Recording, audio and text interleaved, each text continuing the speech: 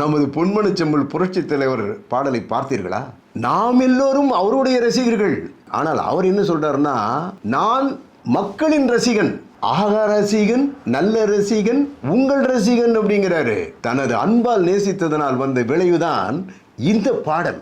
என்னை தெரியுமா, நான் சிரித்து பழகி கருத்தை கவரும் ரசிகன், என்னை தெரியுமா, உங்கள் கவலை மறக்க கவிதை பாடும் கவிஞன், என்னை தெரியுமா, ஆக ரசிகன், ஆக ரசிகன், நல்ல ரசிகன், நல்ல ரசிகன், உங்கள் ரசிகன், உங்கள் ரசிகன். இதோடவா விட்டாரு?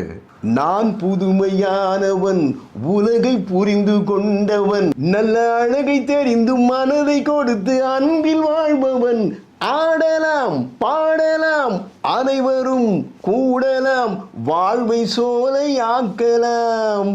அடாடாடா, என்ன ஒரு என்டர்டெயின்மெண்ட் மூவி. அடுத்த சரணத்தை பாருங்க.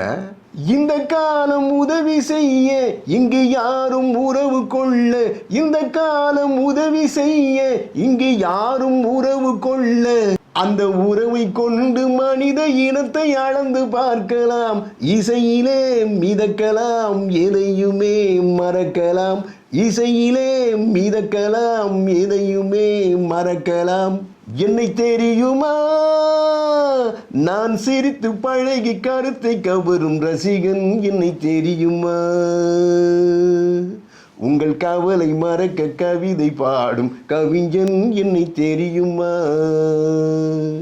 அதாவது இந்த பாடல் வந்த திரைப்படம் மட்டுமா நமக்கு கவலையை மறக்கடிக்கிறது? தலைவருடைய ஒவ்வொரு திரைப்படமும், அதில் வருகின்ற ஒவ்வொரு பாடலும் நமது துன்பத்தையும் துயரத்தையும் போக்கி நமக்கு ஒரு புத்துணர்வு அளித்து கொண்டுதானே இருந்தது. இதுதான் இன்றைய செய்தி. தங்களுக்கு நன்றி, வணக்கம்.